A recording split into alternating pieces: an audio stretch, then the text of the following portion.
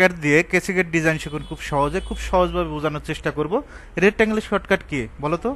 আর EC লেখে enter, আশা করি নিতে পারবা। ফার্স্ট পয়েন্ট ক্লিক, দ্বিক উল্লেখ করবা।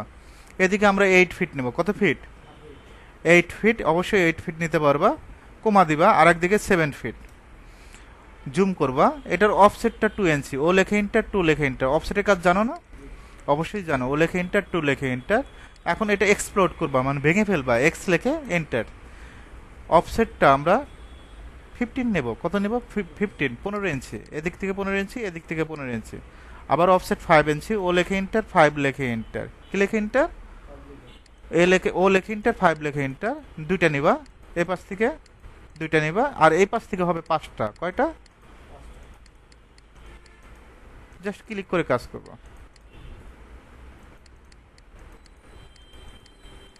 ওকে, তারপরে আমাদের যে কাজটা করতে হবে, পিএল লেখে এন্টার। পলিলাইনের শর্টকাট পিএল লেখে এন্টার। এই পয়েন্ট থেকে এই পয়েন্ট একটা করে গ্যাপ যাবে। ওকে, জাস্ট ক্লিকের কাজ। অপোজিট পাশ থেকে আসবে, ফার্স্ট পয়েন্ট, সেকেন্ড পয়েন্ট। আমরা এই পলিলাইনে ক্লিক করবা। ক্লিক করার পর উইথ, ওকে, এখান থেকে 0.4 দিব। কত দিব? 0.4। এটা এখন ম্যাচ করে দিব। এম এ লেখে এন্টার। কি লেখে এন্টার? এম এ লেখে এন্টার। জাস্ট ক্লিক করবা, এই পাশে ক্লিক করবা।